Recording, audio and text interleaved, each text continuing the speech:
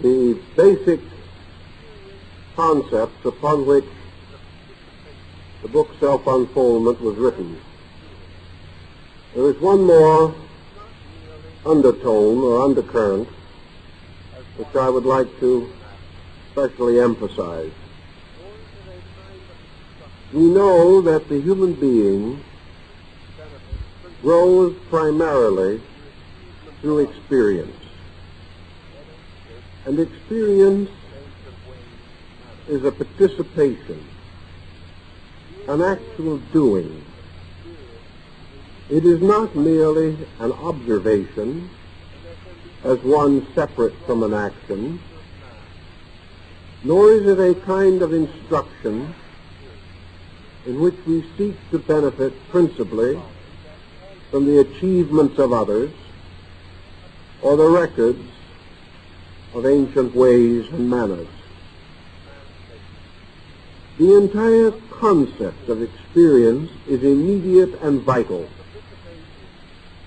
and there can be no change wrought in the nature of man without the dynamic of experience.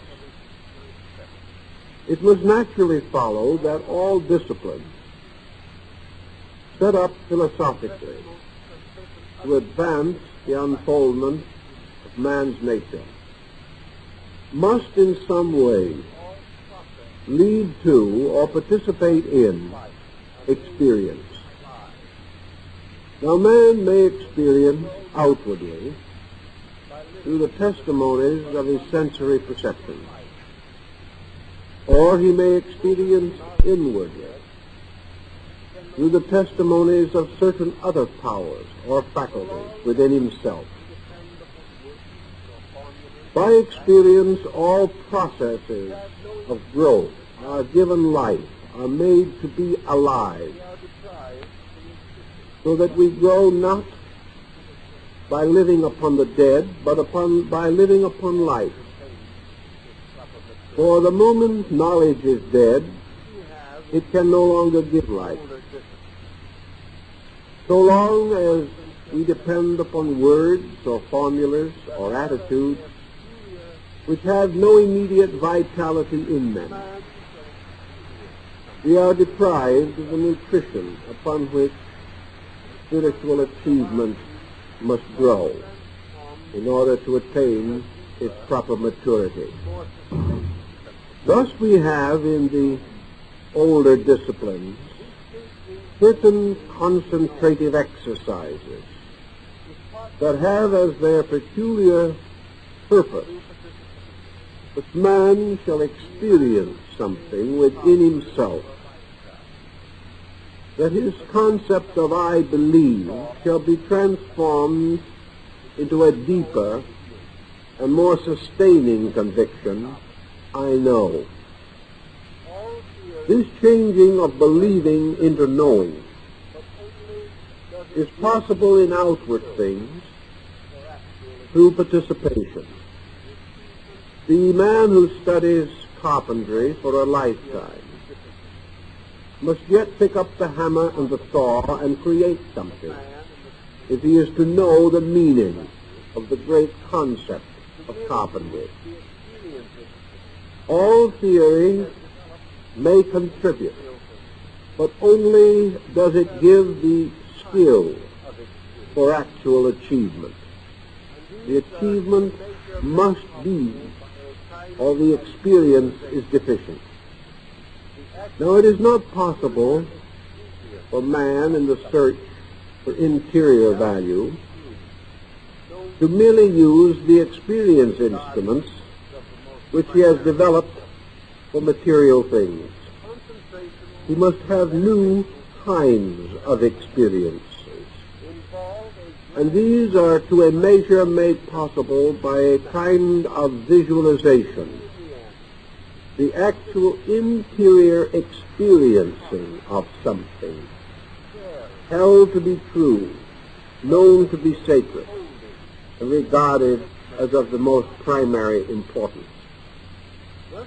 Concentrational and meditational procedures, therefore, involve a gradual transformation of method, leading in the end to the individual actually being part of something, sharing in insight, rather than merely beholding truth as from a distant mountain.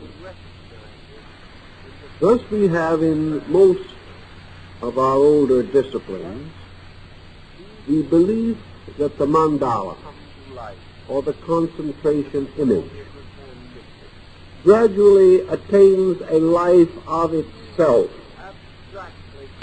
so that man beholds with inner faculty the very processes which he first intellectually recognizes in the symbolic diagrams and figures.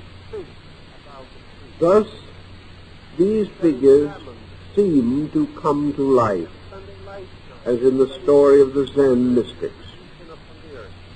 These things abstractly contemplated suddenly become real, and in their reality they impinge themselves upon our consciousness as experience. We can think about a tree. We can examine the tree. We can spend a lifetime studying its species and its distribution upon the earth. We may, as physicians, consider it for its possible remedial qualities. We may build houses of its wood. We may thatch roofs with its branches. Yet all of these give us only certain experiences of the tree. The doctor's experience is that peculiar to the physician. He discovers the tree to be an agent of healing. The carpenter sees in it the rough materials of his work and transforms it into various shapes, chairs and tables and walls. He also has an experience of trees, a very simple one, but a very direct one.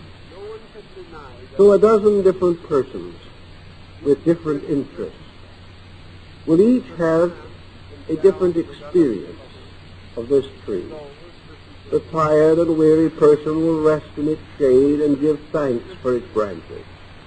Birds will nest in its clustered twigs. All these experiences are about trees. No one can deny their validity. Yet we search even deeper, because man, endowed with other faculties than those for superficial acquaintance, must search for the mystery of tree in itself. He seeks to experience the life of trees, and he realizes that this life flows outward through the branches reaching out to light and air. He sees and senses the tree as a living, total being. And in the study of its total expression, man becomes acutely aware of the tree's symbolic expression of the great principles of nature. The tree is a symbol of eternal life growing up, growing out as man grows, in a slightly different and more diagrammatic way, but no less proofful or truthful in its depiction. To feel or know the life of the tree requires that kind of constant attention and understanding that we may attribute to the dedicated gardener who gives his life to growing things. He has discovered more than the carpenter can ever know. And yet, perhaps, this other, deeper man cannot build a chair. There are degrees of insight. But that degree of insight which seeks deepest into the life of things is the truest. And the purpose of our concentration processes is always to break through into causes, into the very facts and substances, into the deepest message and insight, and to transform all objects into a mysterious celestial language by means of which we can read the way of the infinite through created things. Thus, if we take a tree or a flower or a plant or a concentration symbol, we may first say that it is very beautiful. And because perhaps we are a little hurt by life, we like to escape the beauty. Here is peace. Here is tranquility. Here is the calmness that perhaps our tired souls desire. But all this is of ourselves only. So wonderful as it may appear, this flower, this plant, is not really stillness or quietness or calmness at all. It is life. Life ever moving, ever dynamic, ever creative. It is just as real, just as dynamic as the life around us, which we find so burdensome and exhausting and wearying. The reason why we are not aware of these things is because by its very nature, the flower conceals most of the machinery of its own striving and its own struggle. Its growth is so slow, we cannot see it. But in the course of days, we notice the changes. So actually, while we may be seeking rest, our symbol is itself an emblem of motion. It is an emblem of dynamic. If it is not dynamic, it is not alive. So we go on from perhaps concentration as this moment of poise in a day of stress, and begin to seek not our own comfort, but the greater wisdom of things. And slowly our concentration symbol proceeds to ask us questions. And this flower, which has no tongue, demands answers. These answers can only be discovered by contemplation, by drawing upon the deepest resources of ourselves, by using all that we have ever learned or studied or known, pointing all knowledge toward the simple answer, what is a tree? What is a flower? Why are these things? And what do they mean to us? In a time, of course, the flower or the tree will take on greater and more living importance. We will begin to see in it the long shadow of laws, of principles, of truths and processes. Perhaps our own false doctrines will be naturally censored by this silent blossom.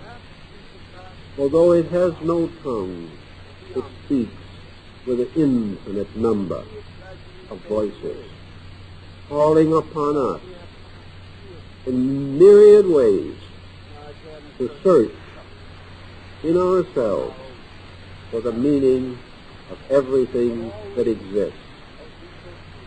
So as time goes along in this meditational process, perhaps we shall pass beyond the flower or beyond the tree.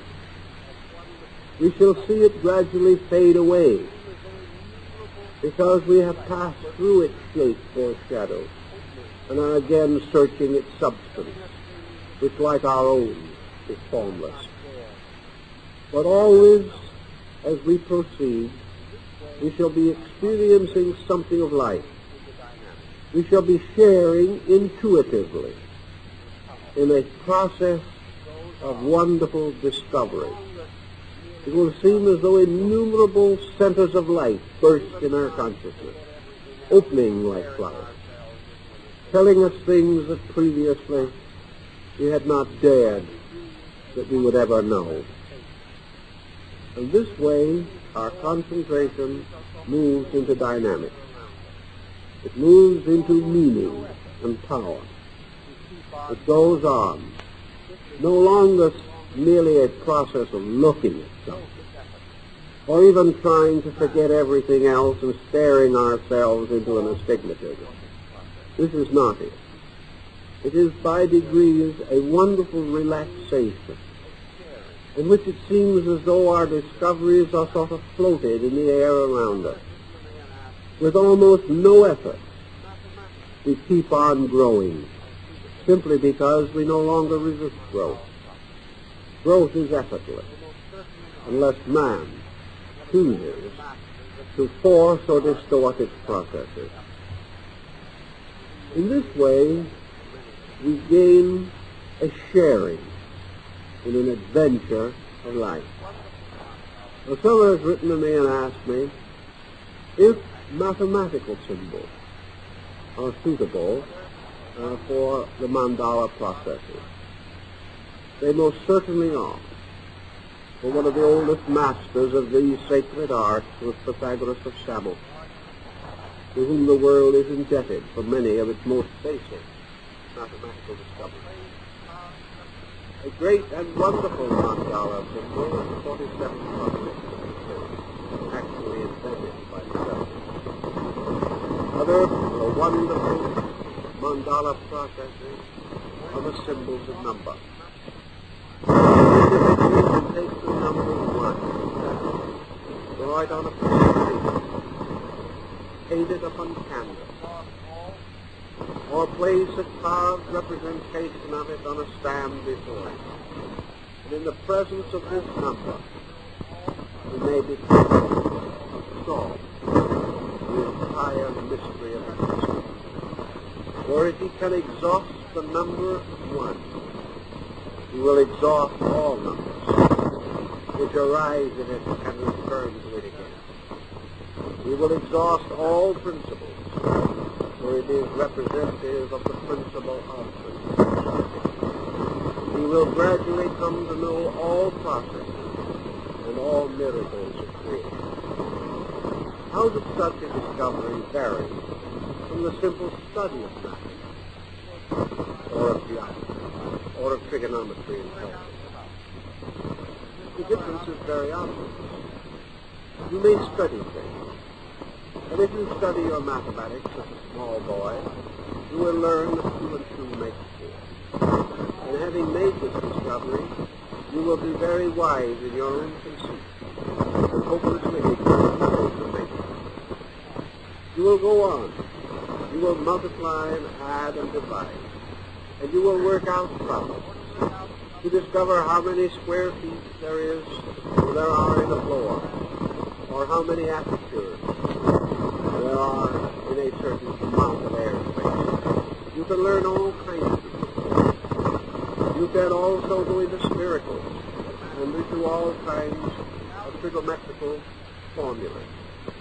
But if you are merely learning to add up a grocery bill, or to work out some plan in mechanics, or to discover some abstract principle of perspective, that which you attain is measured by that which you desire to attain. Thus you may be a mathematician without ever having sensed in mathematics the mystery of the universe. You may intellectualize and say, well, in mathematics we have our single certainty. Even this does us no good. For the world is full of certainties, which, though true in themselves, still leave us ignorant. Mathematical formulas which lead into the contemplative level are like those of the tetractys professor, the pyramid of God, or the mysterious development of the inner surfaces and dissections and bisections of cubes, and many others relating to tongues and various mysteries of number. All of these, as Pythagoras pointed out, can lead to illumination, but not unless they are approached by concentration. By the contemplative method, having discovered, as Plato so wisely noted, that God's geometry, that the universe is a magnificent formula, man can come to experience this formula by aid of numbers. However, he can study numbers and never experience this formula at all. He may be like the man who lives in the great city and never visits its art galleries or its museums or its places of interest until a country relative comes to visit. That we are in the midst of knowledge does not mean that we must know. It only means that we have the opportunity to, if we so desire and so apply ourselves. Other persons in various interests and activities have also wanted to know if their peculiar interests are suitable for contemplation. Here the Tibetan and the Japanese and the Chinese mystics tell us the simple fact of life. All trades are mandala. All professions are mandala. Every art and craft is a mandala. For actually there is no form of knowledge that exists which is not a key to universals. For nothing can function adequately. No science can be perfected. No art can be matured except by a cooperation with universal law. The law is in everything. It is the privilege of man to find the law. He may find it in the most complicated researches in physics and astronomy. You may find it in the actuarial tables of an insurance company. Whatever he is doing, he is achieving because he is moving in a law.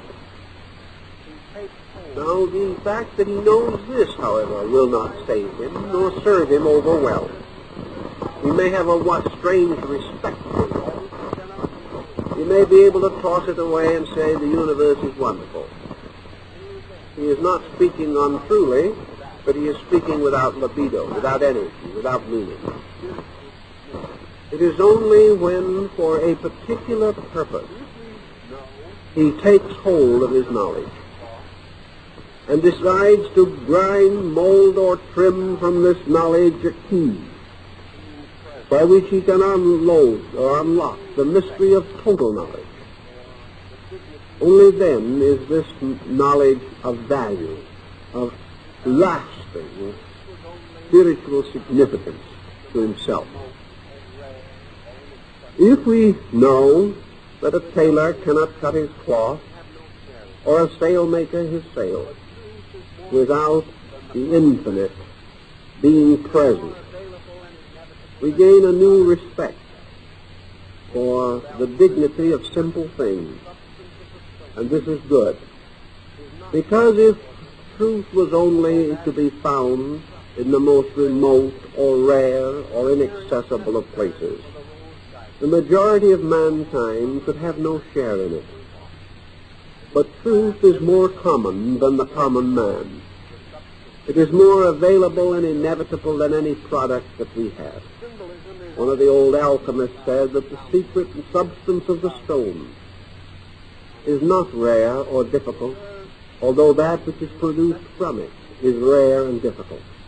The materials necessary for the rose diamond are more common than the earth upon which we walk, and each man every day throws away the substances of the elixir of eternal life. The symbolism is adequate enough, regardless of how we may feel about this particular concept. In her investigations into the Hermetic mystery, Mary Atwood, one of the last of the great philosophical alchemists, gave a wonderful insight into the alchemistical mysteries of transmutation and projection. She sensed, although not able completely to unfold her project, that all these symbols of alchemical processes had to do with concentration disciplines. that they were chemistries and alchemies taking place within the consciousness of man himself, and that in some mysterious way the base metal was dead knowledge, which had to be rescued and transformed into living truth. The elaborate chemistry by which this transmutation can take place is concealed in the basic writings of such old masters as Bacillus Valentinus and Eugenius Phileleti.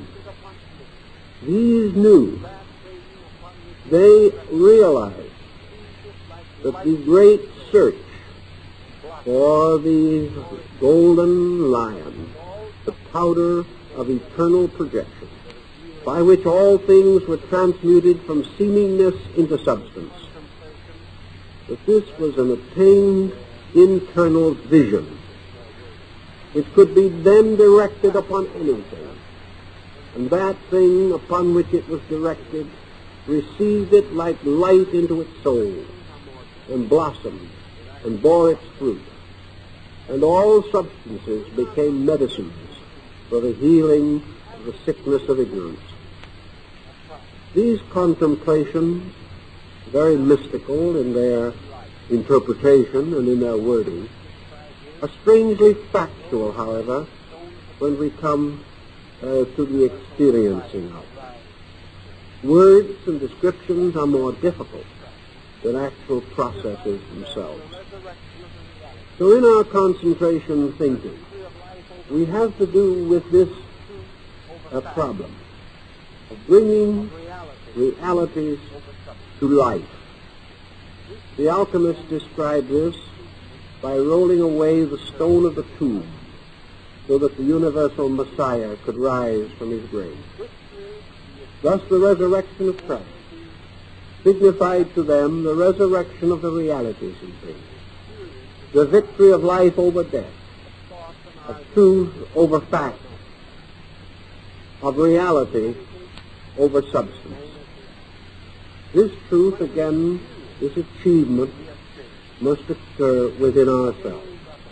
And this is achieved through the victory of the experience over the intellectually contemplated. For experience is alive. But thoughts and argument and debate, these are not alive. We can believe anything and remain as we are. But when we experience something, we are changed. We are changed utterly. Something is added that can never again be taken away. So it is this experiencing and the conscious ability to benefit from experience, to accept experience, to judge it for its true worth. These are the elements which help us to self-realization, to the unfoldment of the powers and principles that are locked within ourselves. Now, there are several points this evening which we want to take up because I think they are more or less valuable. And in looking over Chapter 7 in particular, I was impressed by the fact that in the years that have followed to the writing of this book, my studies in the substance of the transcendent being, as based upon Chinese metaphysics, have been advanced considerably over the years. Therefore, while the substance is unchanged as far as what is contained in the book is concerned, we have additional material and commentary which may be added at this particular phase of the problem. We give some basic points in connection with the transcendent being in the Chapter 7 which we mentioned, and also something of the Chinese metaphysics by which this concept has gained general recognition. For it is first known to us in certain Chinese metaphysical works. But in the study of the transcendent being, we can go further. In the old description, this being is another self, an interior nature, that gradually comes to have an existence of itself. As the embryo is carried in the body of the mother, so the transcendent being is locked in the heart of the disciple. As the child is finally born to have a separate and complete existence in itself, so ultimately the transcendent being is born. And in its birth and in its achievement of its own mature and individual state, the result means an important and wonderful transformation in man. A transformation suggested in Greek mysticism in the change from the chrysalis to the butterfly. And the use of the butterfly is the symbol of the liberated soul of man. The transcendent being is originally in man the germ of his realized self. The transcendent being is born when the individual begins to doubt whether things are as they appear to be. When he begins to doubt that he is just body. When he begins to doubt whether he must do exactly as he feels. When he begins to doubt that common knowledge is all knowledge. When these uncertainties begin to stir within him a certain inquiry, it is said that there gradually takes shape within his nature another being, and that this being continues to grow or unfold, as Goethe describes in Faust, where he says that there are two spirits competing in the flesh, that one of these spirits is nobler than the other, that one of these spirits is forever striving to lift man up to a greater achievement, and the other is constantly lulling him back into the rest of immaturity.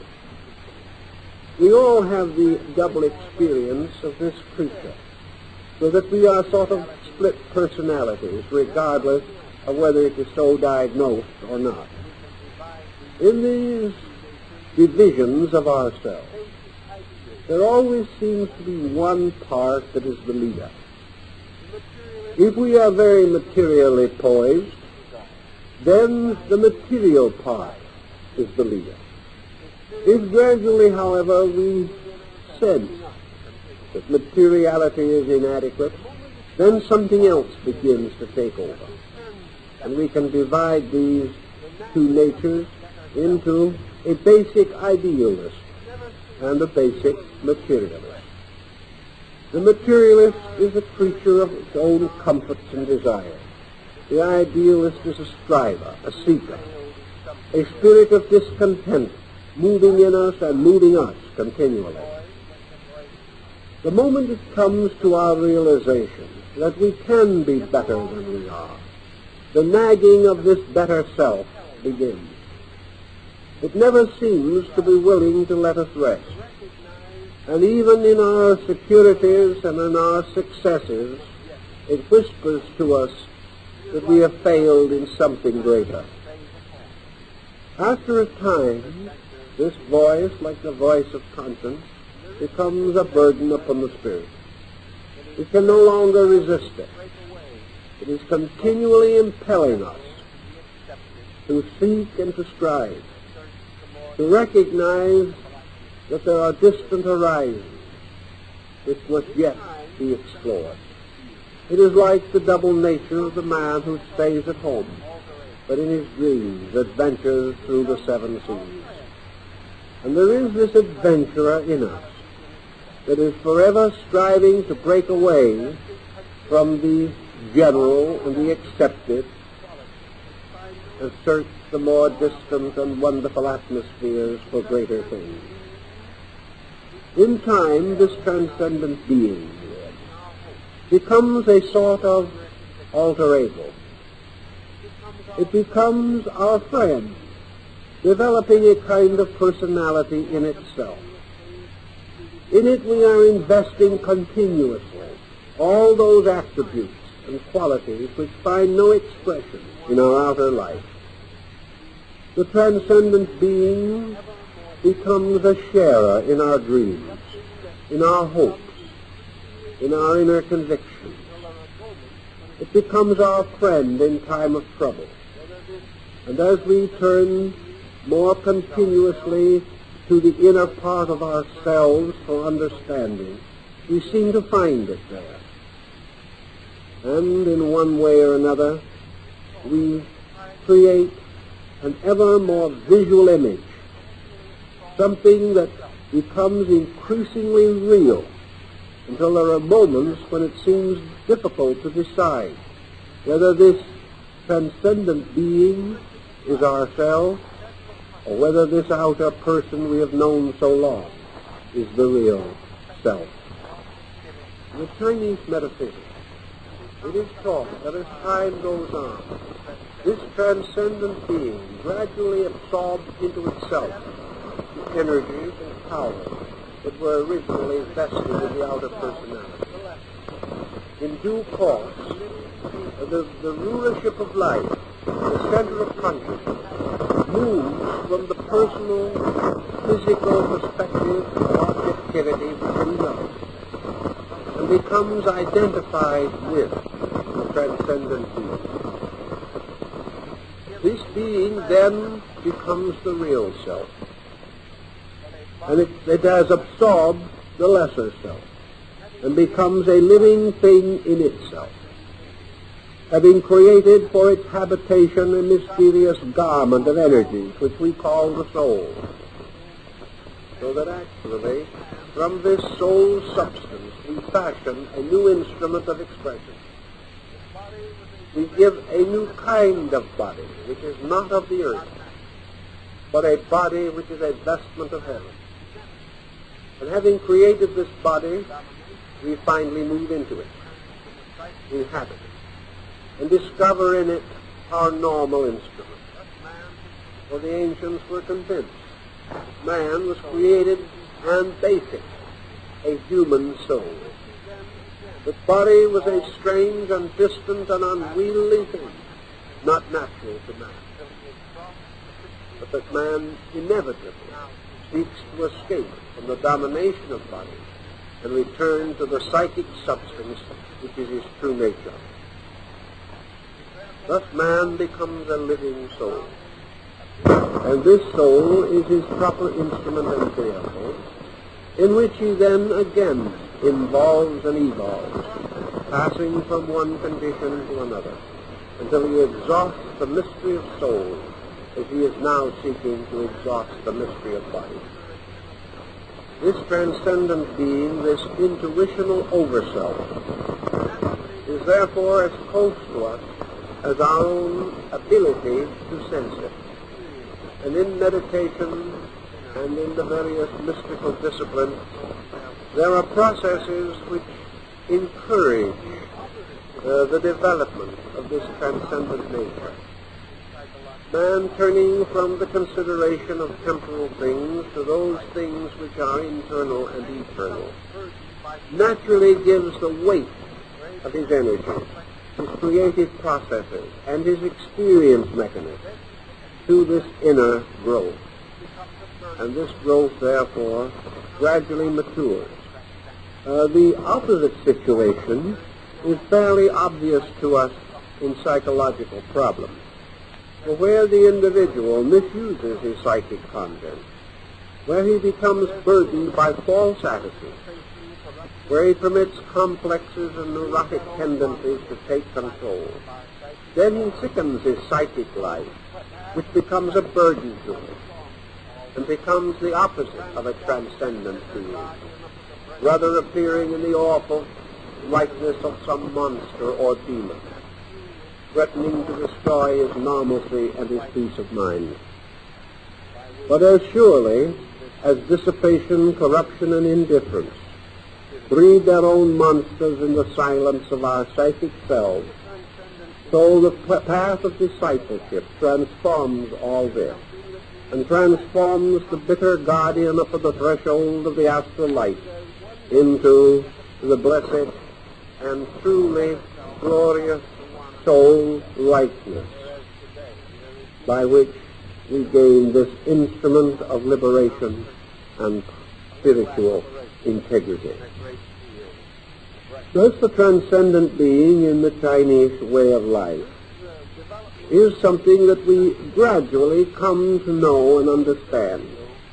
And one day we step across the bridge, and the better self becomes the one and only self, whereas today there is division in our midst, conflict and uncertainty, a little aspiration, and a great deal of resignation to negation. This development of the transcendent nature has been given a great deal of thought, particularly in Asia, and probably is the answer to many unsolved questions relating to the extrasensory perception range and to the projection of consciousness and intelligence from one place to another. For this higher being possesses much greater aptitude and much stronger abilities than those which we know in our daily living experiences. According to the Chinese, this transcendent being can travel around the world.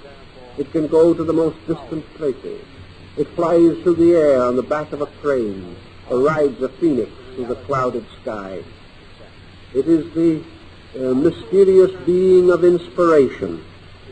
It is that which seemingly can dart instantly into the highest parts of the sky, penetrating with its inner vision into the deepest secrets of the universe. This transcendent being is therefore full of powers which we experience only in shadow or in part, but the reality of which we seem to sense. Also, this transcendent being represents not only the image of power, but the image of integrity.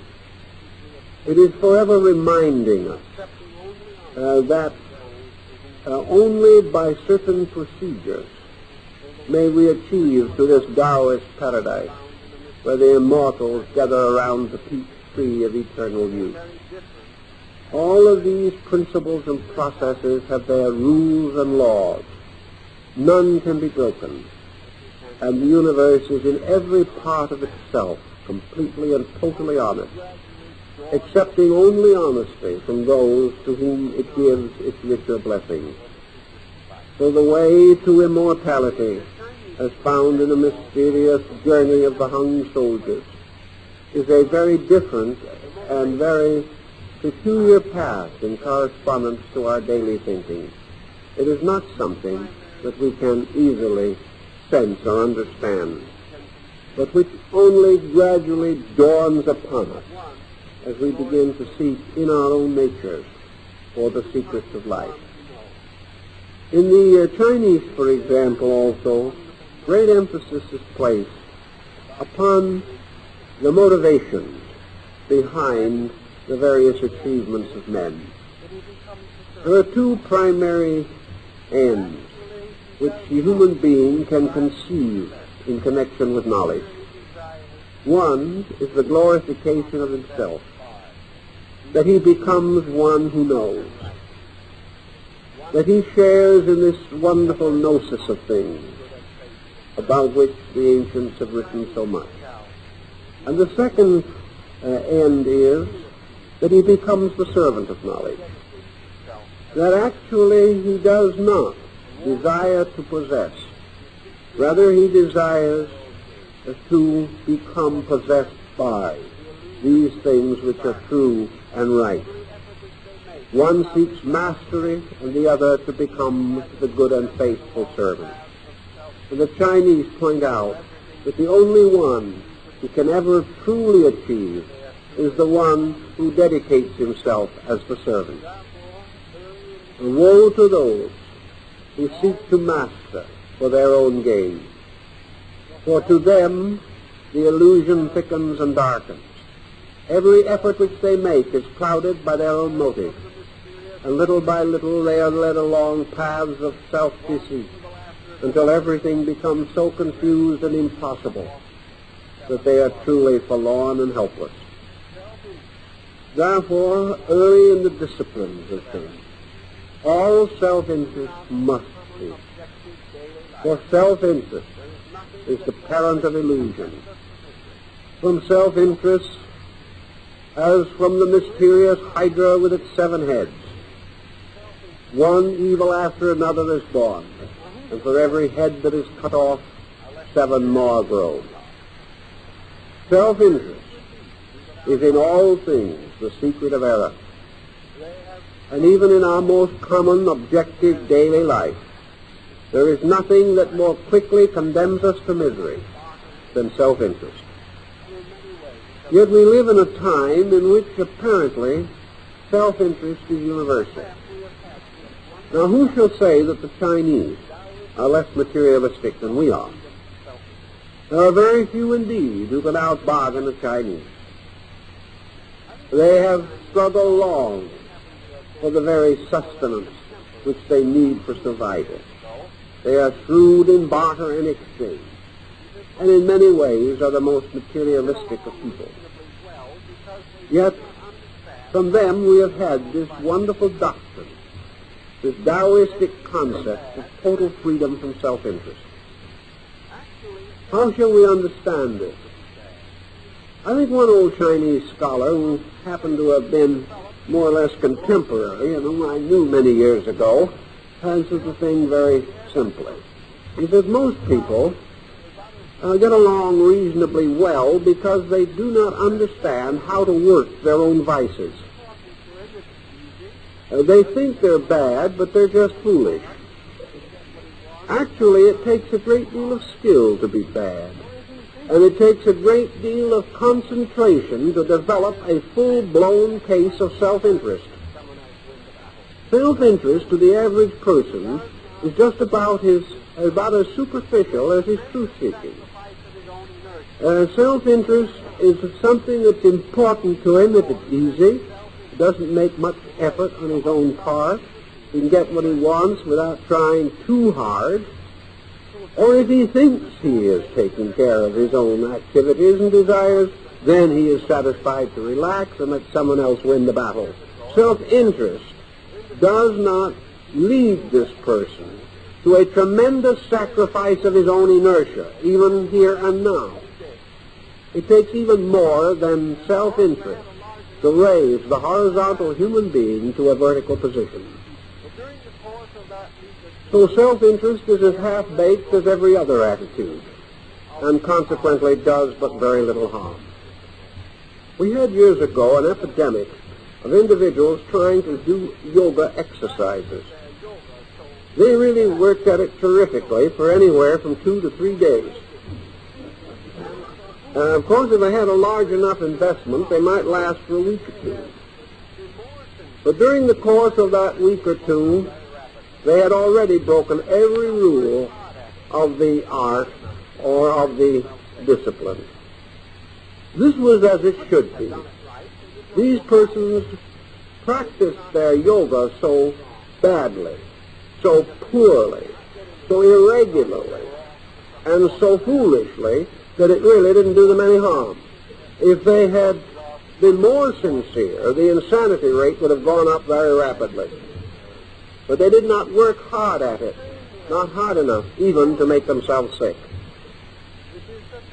They couldn't have done it right, they did not know how. But they did not have patience to do it wrong. So in a few days, not getting immediate results, they were off to some shorter path. Nothing happened except a little loss of money, a little loss of time, and perhaps a few bad cases of nerves. In the same way, self-interest, which is such a deadly enemy to these problems, would be much more dangerous if man had the stamina to even be selfish consistently. But he does not. Occasionally one does have this degree of stamina and gets into rather serious trouble. But for the most part, our self-interest is not deep set. It is mostly a cultivation of creature comforts. It is a series of lazy decisions, not motivated by any great amount of ill, but simply lacking the stamina of rightness. So our negative situations are not helpless or hopeless or terrible, nor will self-interest in most cases cause us serious difficulties. The only thing that we must remember is that if we continue to cultivate it in a half-hearted manner, it will delay the gradual integration of the personality, which must be built upon certain basic convictions. The person does not need to get too regretful or blame himself too much. It is simply wiser to assume that the moment we understand, at that moment we gain a new responsibility to live according to what we understand. What went before, we may as well release it, rather than trying to be sorry or work some weird penance to seek the forgiveness for our sins. Most people are not really successful sinners to the degree that a great repentance is indicated. They're just neither hot nor cold, and the Bible says that these have a difficult time. In the development, then, of all these disciplines, the motivation is gradually to eliminate the various elements which go to make up the self-pressure pattern, where self-pressure is perhaps even more obvious than self-interest as we know it, although the two terms are difficult sometimes to differentiate. Actually, we sit in a kind of judgment perpetually over the things we see and the experiences that pass through our consciousness. We say to ourselves, this is a symbol of this. This experience means this. We have all decided it. We know exactly, according to our preconceptions, how we are going to accept what we term to be fact. And always we are seeking to justify the previous structure of beliefs, those attitudes which we hold most closely and cherish most intimately. We are therefore living forever to prove that we are right. We are constantly bewildered and disappointed when we realize how right we are and how wrong everything goes that we have anything to do with. We can only conclude that the universe is disorderly. It is impossible for us to deserve anything but the best. And as we seldom get it, universal ethics has gone awry. This removal of the personal equation is the beginning of honest experience. In meditation and concentration particularly, it is most important that we do not interpret the truth out of everything that we experience. And in an effort to not make these mistakes as we go along, there is this need for an occasional pause to look into ourselves more intimately. In concentration, our own honesty is our most valuable instrument. And our own honesty means, for the most part, a complete suspension of judgment. Honesty is a very difficult thing to define in its detail or in its actual substance. We say that certain things are honest and certain things are dishonest, and we try to be honest, but we really are toying with words rather than ideas. The only safe way to be honest in an interior experience is simply to suspend all judgment. The moment we try even to be most honorable, we are limited by our own concept of what is honorable, or by the world concept, or by the concept of our neighbors, or the dictates of our religion. We are never sure just exactly what this honesty is. And the best way to try to find out is to sort of remove ourselves from the picture and let the facts have their own works, realizing always that if we are able to suspend our own personalities then we can accept unconditioned experience. So it's one thing to try to do this, and it's another thing to achieve it. Because many of our dishonesties are subconscious. And many of the other elements in which we have uncertainties in this department are along lines of very special feelings, which we have nurtured and nursed with great love and attention for a long time. We have cuddled many of the weakest and worst phases of our own natures. And our honesty, which must be a suspension of personal judgment, cannot escape from the interferences and inroads of personal likes and dislikes. Judgment is one thing.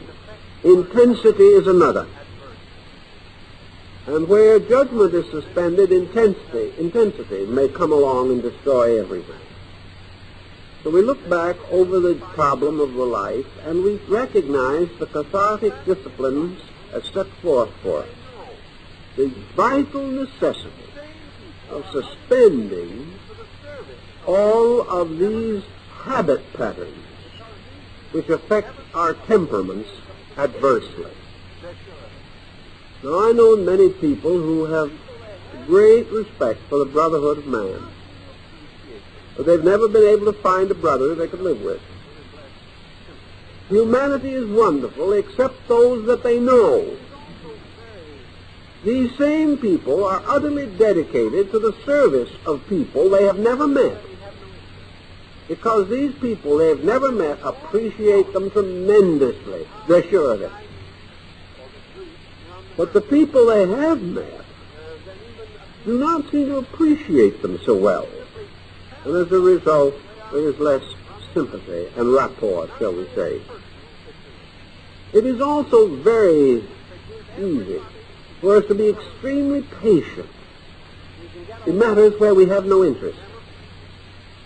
We can be more tolerant of how the Chinese or the Greeks run their affairs than even appears to be necessary. We simply cannot tolerate the way our own children run their affairs. Now we're in a personal situation. So we can forgive everybody whom we have never heard of.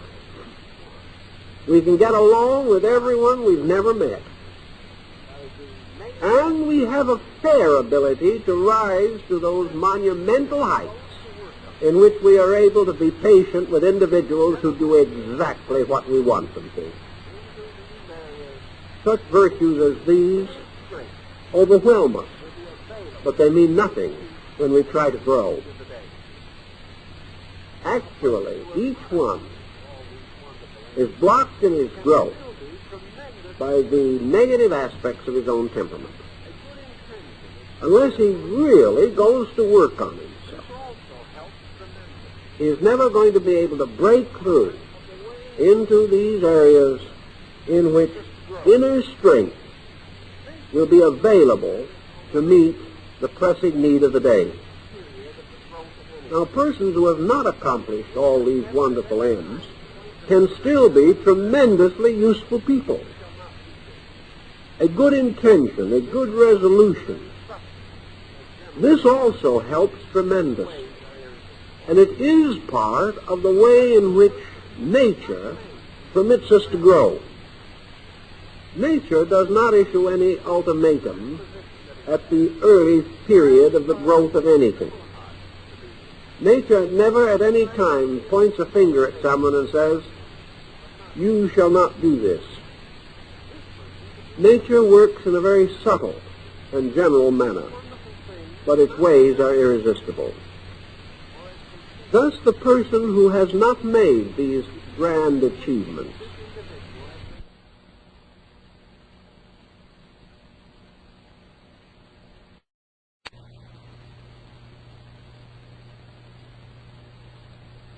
grown as we discipline ourselves.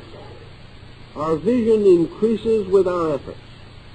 Here also, then, is the end of pressure and tension of growing. The individual who is experiencing inwardly does not have to fight negative habits.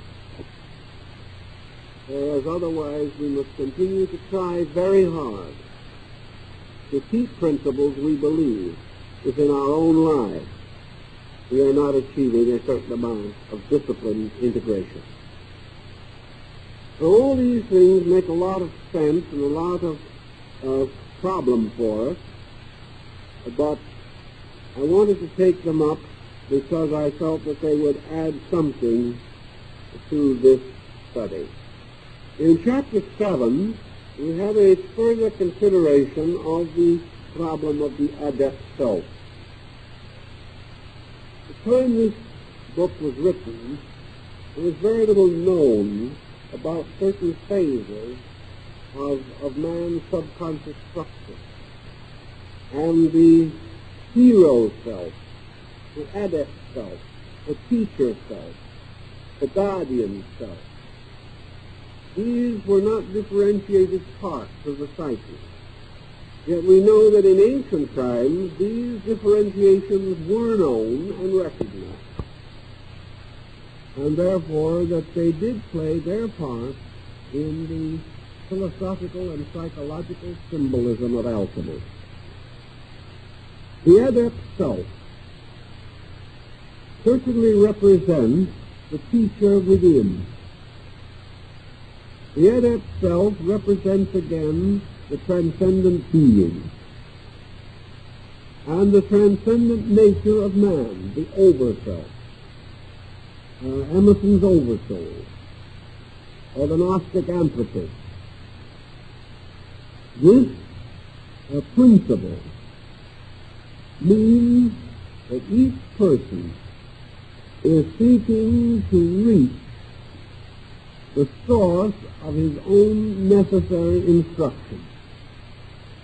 And this source of instruction lies at the root of that differentiation of consciousness which he calls himself.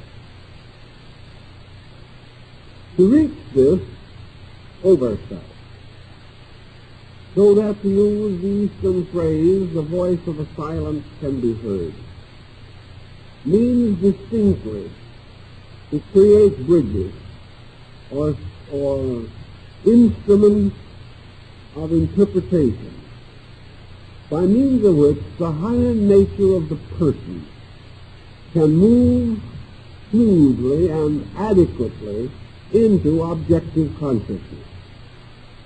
We have become so tremendously involved in the reception of image from exterior sources. We have so learned to think of the sensory perceptions as instruments for the recording of environmental phenomena that we have overlooked what the ancients knew, namely that all sensory perceptions are two-way roads. But just as surely as these perceptions must convey environment into us, so likewise these roads must be the channels through which the self moves out into its environment. The psychologist today really regards the self as poised between two pressures, the pressure of the world on the outside and the pressure of a sick self on the inside. To him, most of the psychic pressure that we experience is negative. He senses psychic pressure as the cause of sickness, as the cause of delusion, or as breaking through in trance and vision, or in dreams, trying to tell us what is wrong and why it is that we are unable to achieve the integration of functions which we so desperately need. It does not seem to occur to these people that this message from the inside should be essentially a good message, that this should be the source of strength, that it is from the inside that all of the healing power of nature flows out into the outer life, that the interior is the source of inspiration and aspiration. that it is the source of holy strength, divine insight, and the courage to do all things well.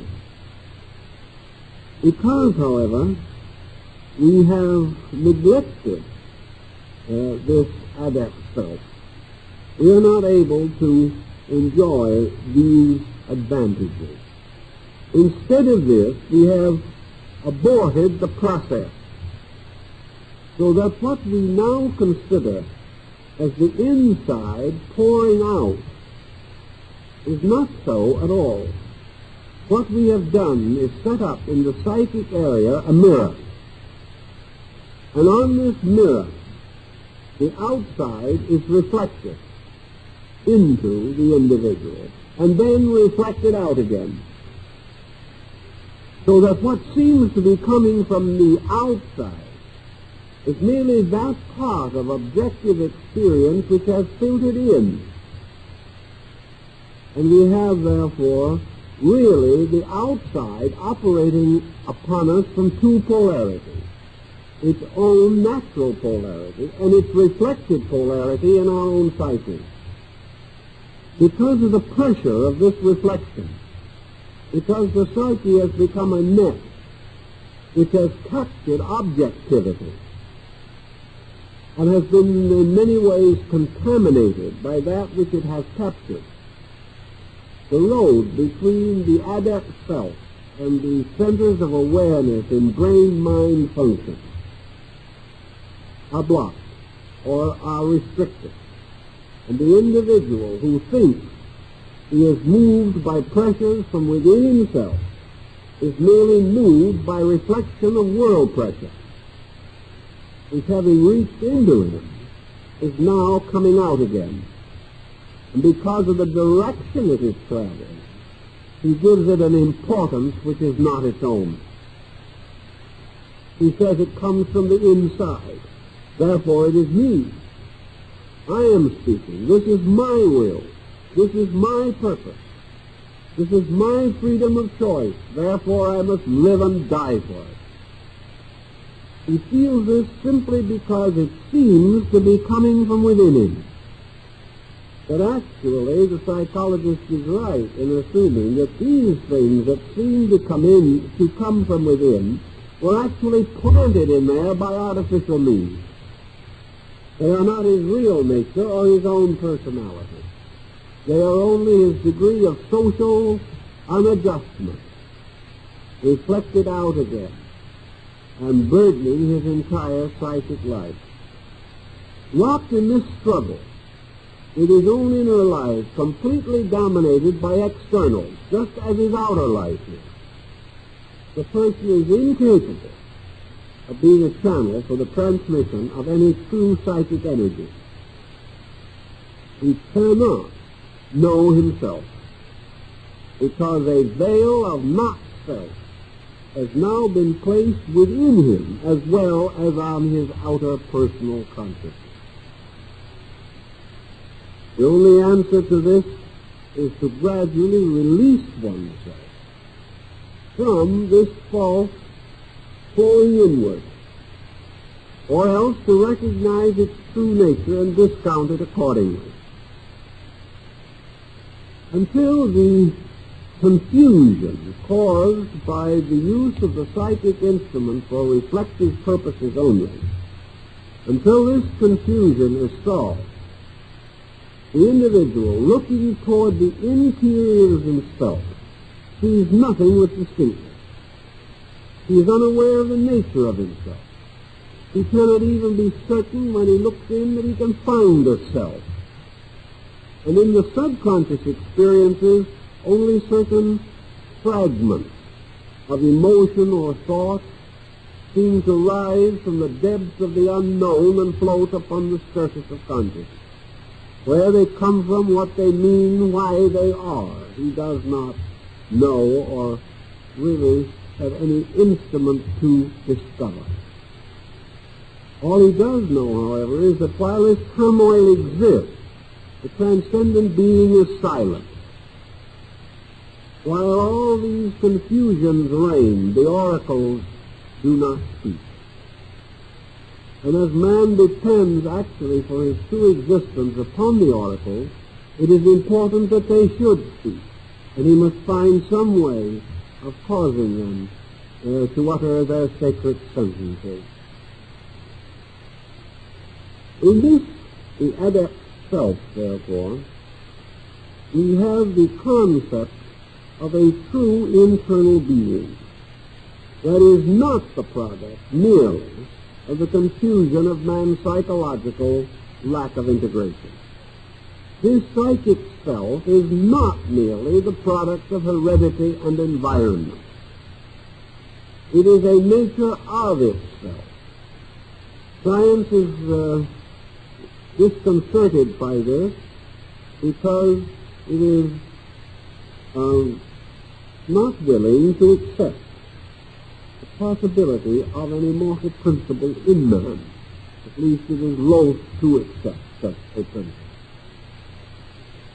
It is deceived and confused by this reflection, which it considers rather rightly to be only cast from the outside. Looking and seeing nothing but this, science decides that man has no interior, that there is nothing more than can be seen. The reason no more can be seen, however, is because the obscuration conceals the fact. The only way in which what is truly there can be known is when man is able to relax away from these false psychic processes. This again is one explanation for discipline. These disciplines must clear the psychic field. They must liberate man from the dominance of externals. Buddha is very definite on this point. It sounds like he wants everyone to be an ascetic. Such is not the meaning.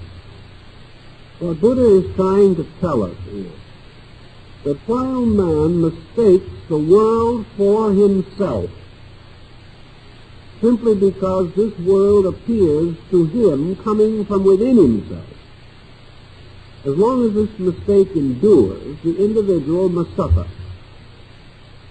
And there is no end to the misery of ignorance, so long as man is moved only by ignorance in himself. To cure this must demand, therefore, a certain detachment. A detachment that is not cold, that is not indifferent, but is still sufficient enough to enable the person to free himself from these familiar patterns and habits which he has come to believe to be himself. Therefore, when a man is angry, he says, "I am angry," and he believes it. But it is not actually true, because the "I am" in man is not angry. Another man says, "I'm sick." What he means is his body is sick, or his mind is sick. And as he has no knowledge of himself except through these instruments, he identifies his own nature with them. By reducing these pressures, however, by gradually relaxing the attachment with objectivity, the person removes the mirror. He takes away this instrument of reflection. He does not toss back everything that the world shows, because for him the position of the light by which a shadow can be cast has been changed. When the light is on the outside, it casts a shadow upon him. But when the light is on the inside, his own nature is unshadowed. This is no time the Japanese concept of shadow. For in Japan, which is essentially dominated by Buddhist art principles, shadows are not used, because bodies are shadows. And who wants to have a shadow casting another shadow? It just doesn't mean anything. And The Buddhist painter will say, well, actually, you know yourself that the shadow isn't real. It's only the relation of the light to the object. The object does not substantially change. It only appears to change. Well, why make a picture of an illusion? Why not make the picture of the thing as it really is, or as nearly as we can, without allowing it to be shadowed, or to cast shadows, which are not of its own substance, and for that matter are of no substance of whatever. But the reflections in the life of man are like these shadows. And we have taken the shadows for substances too long. And it is the purpose of the disciplines of self-development to cause the individual to escape from the shadow-casting formula. He casts no shadow, and he permits no shadow to be cast upon his own soul. And if the light is where it belongs, the light will cast no shadow. And the psychic self is free from this burden of appearances which have no substance or essence. As long as we cater to these impulses which are being reflected out from within us, we continue to strengthen them, become more and more addicted to them, come to accept them as real, and finally build our whole way of life upon them, a way of life that has never produced anything actually except misery for mankind. But for the little hour of pleasure, we have taken ages of war and crime and death. He could have had the pleasure without the pain, had he been wiser. But he sought more sincerely for the truth and not the shadow. Now we also have under consideration this evening another important element of philosophical discipline, and this is the exercise of retrospection. And here again, we are following a Greek formula.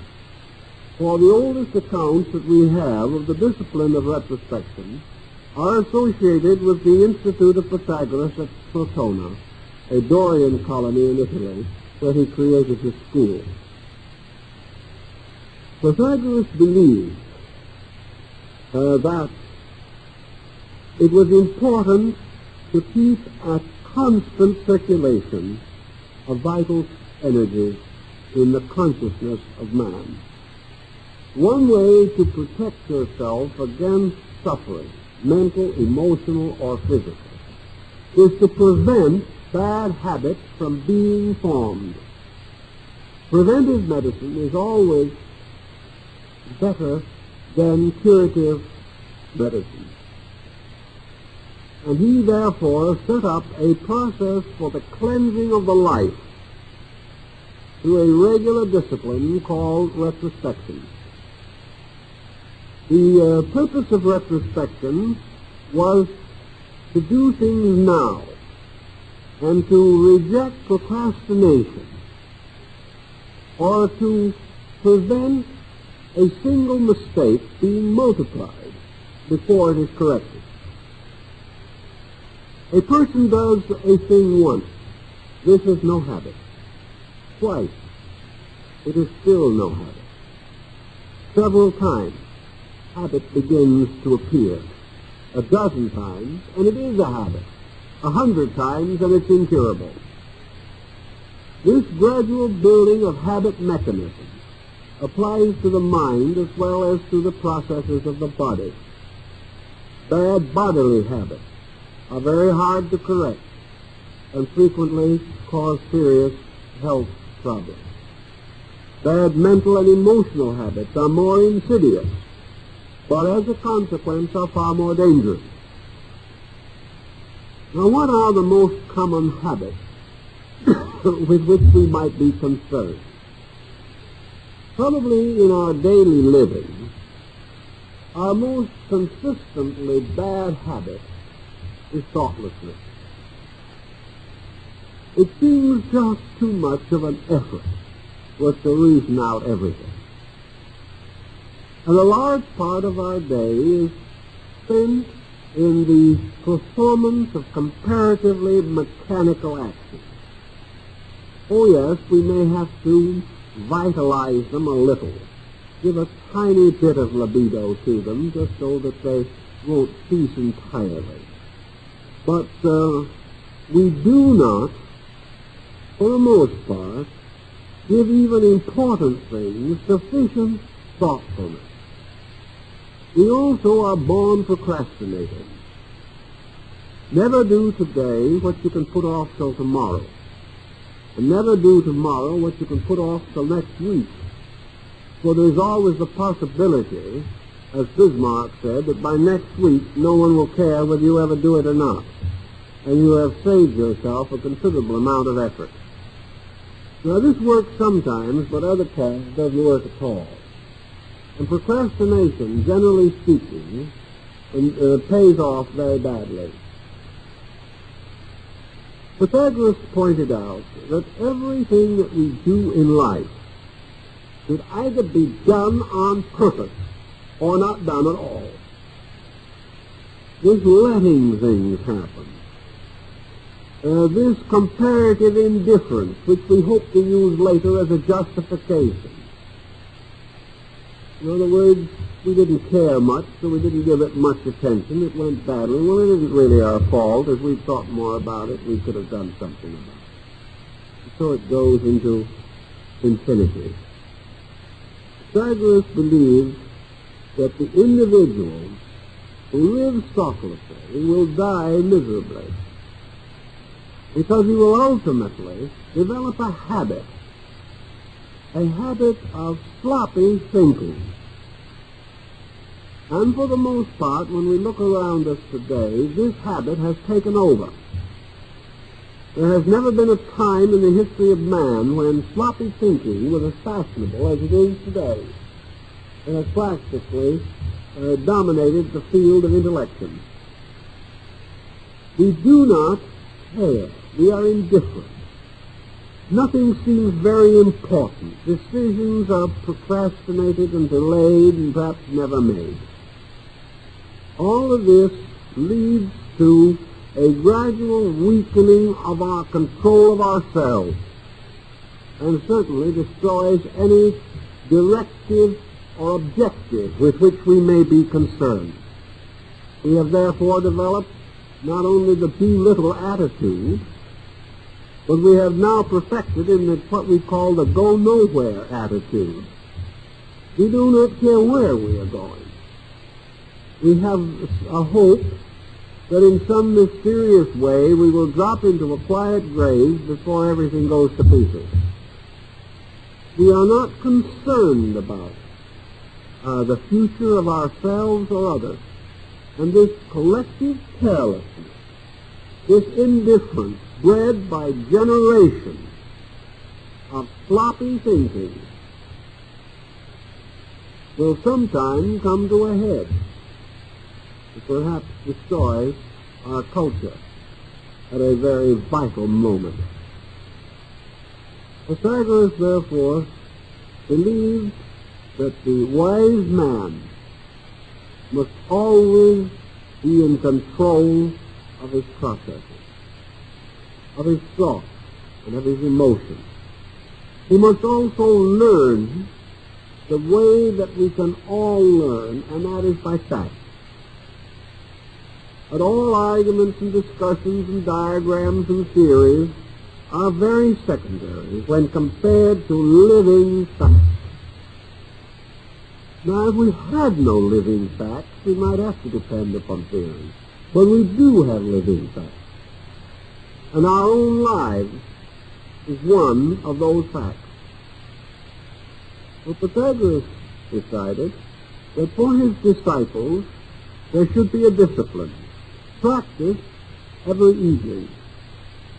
A practice for a very brief period of man-made time, for in the mysterious dimensions of thought and meditation, time becomes ethereal, as in the case of dreams, but a whole life may unfold in a few moments.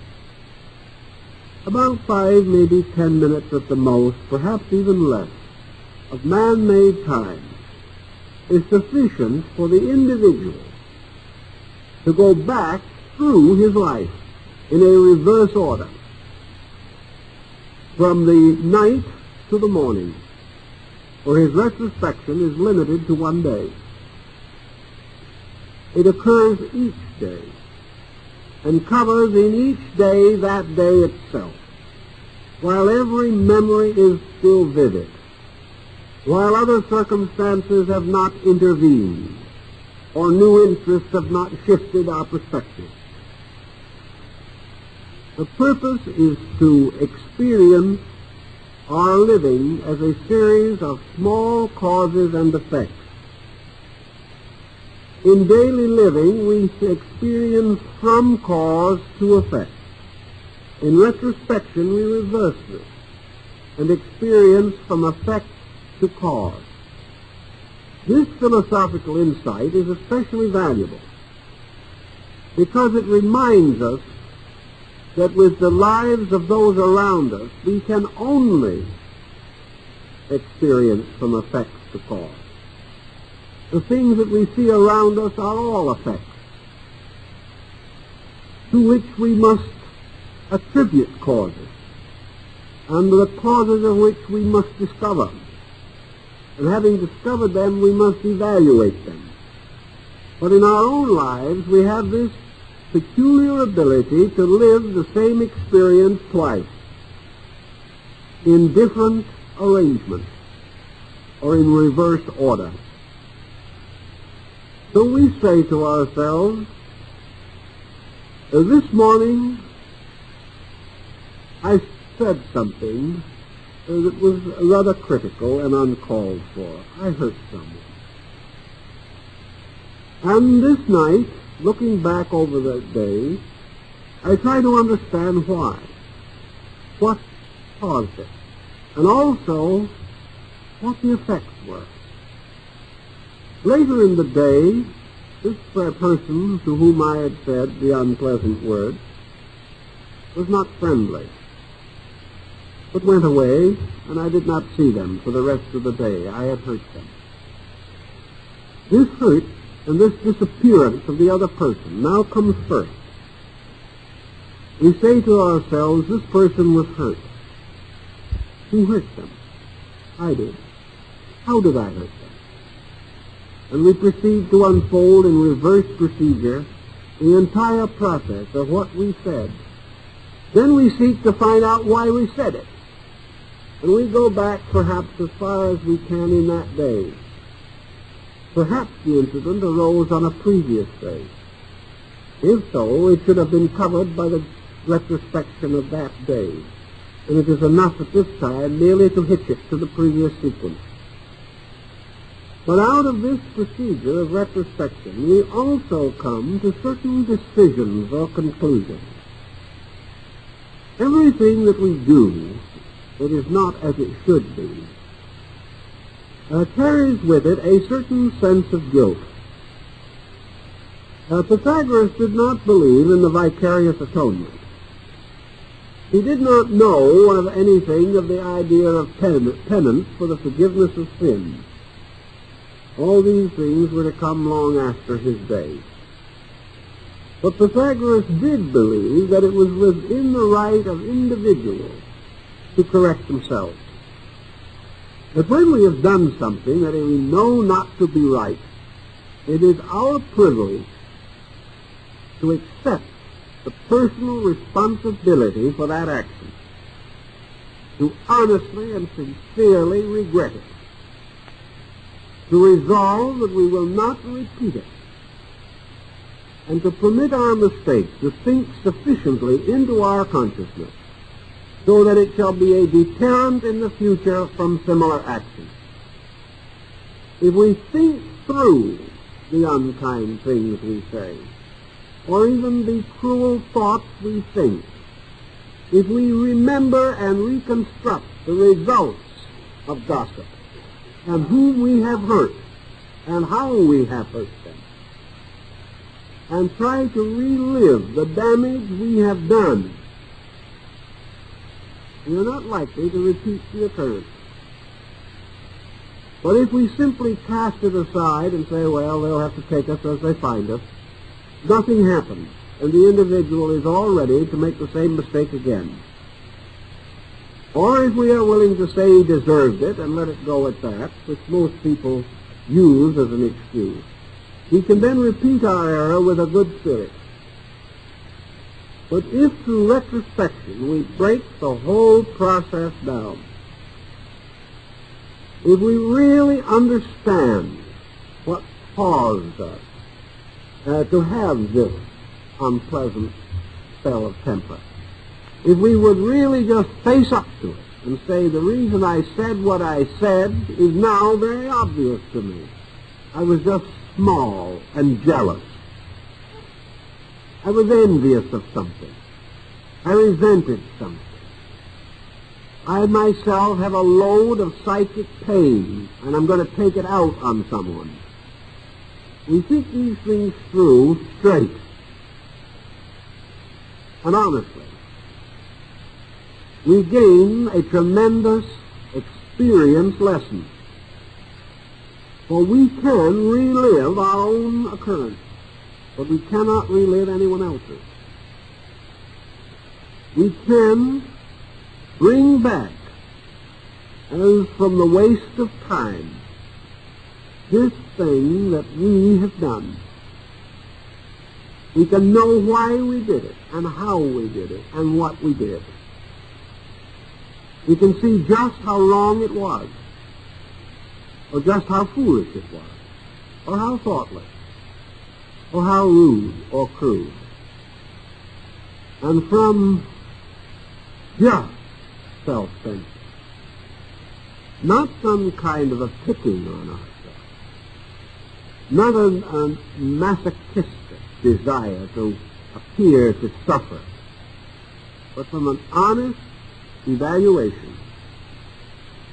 We can place our own lives as we would place the life of a small child whom we were trying to bring up correctly. We would realize what punishment is necessary, what the child needs in the form of correction and understanding, and we can administer it to the child in ourselves, for all weaknesses are signs of childishness. Now, I know definitely that some people who are having a great deal of trouble with themselves would never for one moment dare to perform a retrospection. It would cause their whole house of cards to fall down.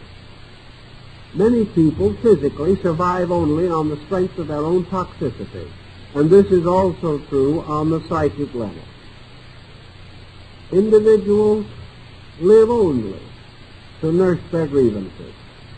And if they face the truth and they realize the futility of their lives, they probably would be utterly discouraged. The retrospection discipline, however, as we said, whenever begun, does not go back beyond the day. And whenever the disciple decides to attempt it, he must accept it as it was given to him, according to rules which he must follow. He is not expected to ask why. He is not expected to improve upon the theory, because it has stood the test of ages, and the average beginner is no condition to improve on anything. So he does not go back in his retrospection to all the horrid and lurid things that may have afflicted him for the last 50 years. He begins only with today. And he says to himself as he goes back, this has been a very messy day. I have done many things that certainly were not kind. I have said things that I'm not sure were true. Now I sit down and think about them. I have fallen into very poor semantic habits. I have said to someone, anyone knows that chap's no good. This wasn't true. What I really said was, I don't like this fellow.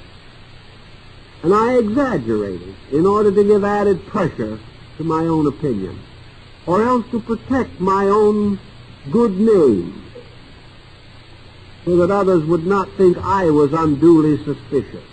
I merely spoke for everyone else, shifting the responsibility to the unknown. We sit down and think about that for a while. We will not exaggerate so much the next time. Then we can say to ourselves, I have passed judgment upon the work of another man. I said he was no good, that his job was poor, that anybody, including myself, could do it better. Can I do it better? A little thought may cause us to say, I couldn't do it at all, if the truth were known. I haven't the slightest idea of how to do it. What I merely was doing was criticizing. I was passing judgment on something I really am not equipped to judge. So little by little, we whittle away this broad veil of generality, of this wall, this network and framework with which we surround things. We just face the simple fact. I didn't feel good. Or I was angry. Or someone else had done something to me and I wanted to hit back. Or I lost my temper. Or the fellow was telling me something so true I hated him for it. These thoughts sober us.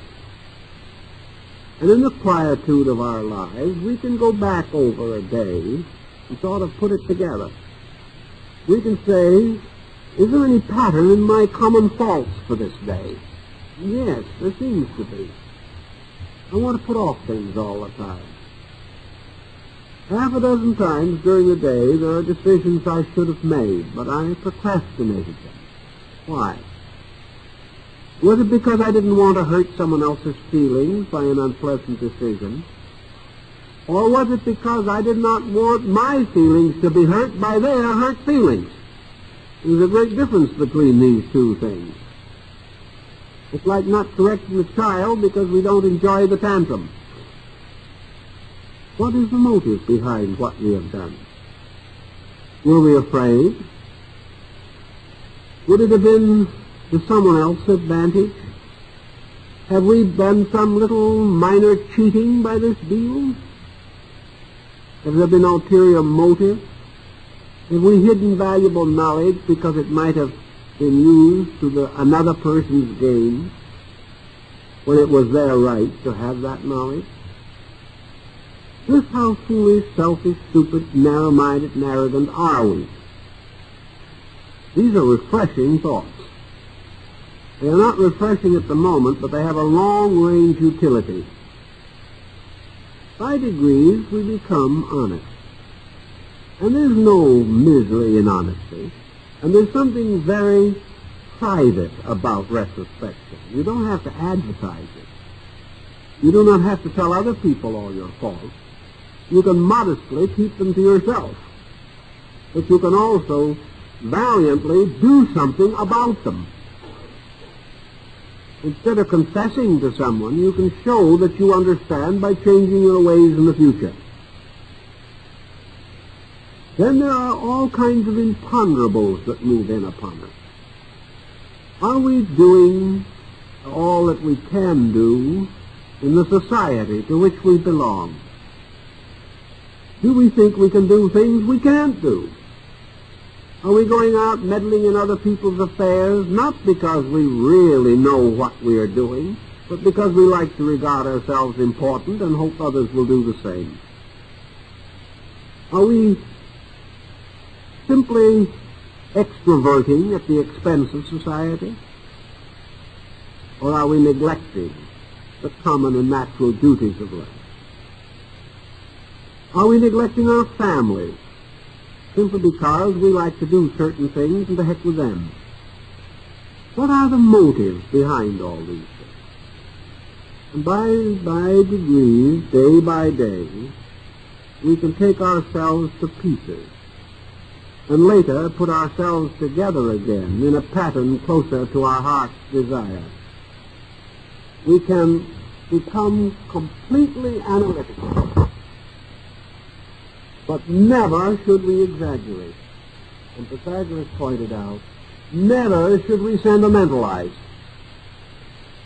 When we come upon some particularly unpleasant little incident of mayhem that we have committed somewhere along the line, we could break down and weep. We could say, oh, how horrible I was. This, I can never forgive myself for it. It was simply terrible. I'll never do it again until next time. We can have great remorse. We can say, this is so terrible a thing that God could never forgive us. We've got to go and hang our heads for the rest of our lives. To drag this wand against all these exaggerations and extravagances. Yet the untrained and untutored mind and emotions are subject to such exaggeration. But remember that we are sitting impersonally in judgment. We are like a judge. We are not likely to become greatly involved or to become really nasty to the culprit. The judge will pass sentence as impartially as possible, and unless the offense is particularly horrible, he will seldom have very much to say. The law will have its own way. In this way also we have to examine our own nature. Our purpose is to recognize that temperament and disposition and circumstances and incidents are part of life. We are expected to make these mistakes. We are expected to do things badly. We must inevitably commit fault until we take over the conscious administration of our own affairs. Until the day when we outgrow these weaknesses, we must have them. The crime is not in having them. The misfortune is that we must suffer because we have them. And suffer we will until we correct them. So we have no reason to become extravagantly despondent. What we have to do is face the facts as we would face the correction of a small child. To us, the small child's mistake may seem much more trivial than it does to the child, whose whole life may be to its own thinking hanging in the balance. Therefore, a simple, direct, factual conclusion, with a thorough remembrance of the lesson. If we get too emotional or too much involved, we may never do anything again for fear that we'll do it wrong. This is not the answer. The answer is to try to measure each day by a code of analysis that is simple, direct, honest, broad and sweeping, yet penetrating. Each day will bring new experiences for which we will not always be prepared. But by retrospection, we also gain a general preparedness. We learn gradually, in, say, a year or two of retrospective discipline, to make all important decisions more slowly and cautiously. We count 10. We are not quite so certain of things we know nothing about. By degrees we ask from others and usually obtain a leave of time to consider or investigate or examine things. We do not trust their judgment anymore, but we trust our own a little less, and make certain that the facts are with us in these decisions. Gradually, this habit of prudence, beginning in retrospection, takes over at other times, and we become mindful during action of the retrospection of the previous evening. And we will say, look, I'm heading into this same situation again. This is twice. The first time it is anyone's fault. The second time it will be my own. So we gain a little more thoughtfulness. We may make the same mistake several times before we correct it entirely, or before we have the courage to make the decisions that would prevent the difficulty from coming. It is not that we have to grow instant. It is that we are trying sincerely to grow. and are gradually taking upon ourselves the direction of our own conduct as a proper responsibility intended by nature. As we lead our own lives, we have better lives, and we gain gradually control of these extremities by which we so misrepresent ourselves. Therefore, the law of retrospection, as it was practiced, this discipline, makes our own lives a textbook, and we are periodically examined on the assignment of the day, or of the week, or of the year. We are supposed to learn from this text and to be able to answer certain reasonable questions. Tomorrow brings the question, for the day itself is the examination in which the previous knowledge is weighed, and we are given an opportunity to apply it to new situations. This simple way of learning passed from the Greeks to several other peoples, and it has come down to us through many societies and disciplined groups of thinkers.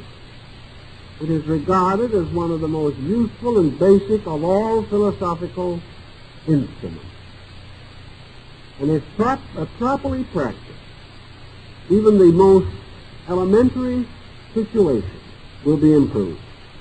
This practice does not depend upon our education, or our insight, or our philosophical and scholastic attainment. The most simple person can apply it just as wisely and just as well as the most highly intellectual individual. It may be that the person of more restricted activities will have fewer problems, less definition, and will make fewer mistakes. And this is interesting, because when we study the principle of retrospection in action, we find that the cultivated person, the intellectual, is the one who is in trouble the most. Simple people react rather directly. They react from certain clear objectives and from certain basic values in their own nature.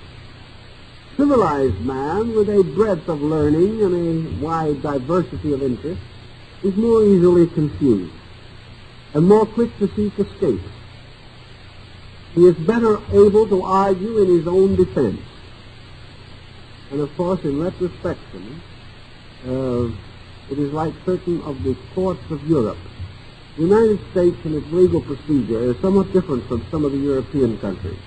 In many countries, a person tried for a crime is not permitted to have an attorney. He is his own attorney, and there is no attorney against him. He simply presents his case, and the witnesses present their case, and the judge or jury come to the decision. There is no elaborate legal machinery as we know it. And in those nations, I'm not at all sure that the justice is any less. Perhaps it is greater than we have here, with all our elaborate means of escaping the loopholes in the law. But in any event, the individual of intellectual attainment who is used to talking himself in and out of situations may also try to think himself in and out of his retrospection problem. But the moment he seeks to justify himself, the moment he explains why, other than in terms of fact, the moment he says to himself, well, I guess I wasn't feeling so good that day, he begins to compromise his principles. Things are so or not so. Retrospection merely clears the confusion that surrounds it. Unless it is honestly practiced, it is of no value whatsoever. And it cannot be honestly practiced if the individual practicing it is full of self-sympathy or is belligerently resolved to continue to assume that they are right and someone else is wrong. Everything must be upon value only. I worked with people in connection with this type of discipline for many years, and it is notable how few persons base their antagonisms and their unhappiness upon facts. Under analysis, it is not fact but temperament and disposition that press us on to unreasonable action. As soon as we realize this in retrospection, we are rescued from this pressure. We begin to think quietly and orderly, and we find that we like people better than we knew, or that people have virtues and values which we have overlooked, and that one of the reasons why other people seem to be hard to get along with is because we are unwilling to accept these people honestly. We must distort them to fit into some preconception of our own. I think retrospection, if thoroughly practiced, would help most persons out of a psychosis. Unfortunately, if the ailment has reached a disease proportion, the mind is no longer able to function. But for those who are under psychic stress and who have frustrations and neuroses and inhibitions which could easily turn into serious mental disorder, the retrospection process, if taken immediately, can be used to straighten out persecution complexes, negative fatalism, defeatism, and all this type of psychic pressure. The Greeks were very wise in this. Pythagoras was one of the wisest of the Greeks. He was regarded as speaking with the voice of an oracle, and his wisdom surpassed the wisdom of most men. And he has given us this law, which is good to practice, and which, if well practiced, will help us every day to grow that day by an orderly and consistent practice. Well, it looks like it's about time for you to all practice retrospection. So we'll let you go for this week and hope to see you a week from tonight.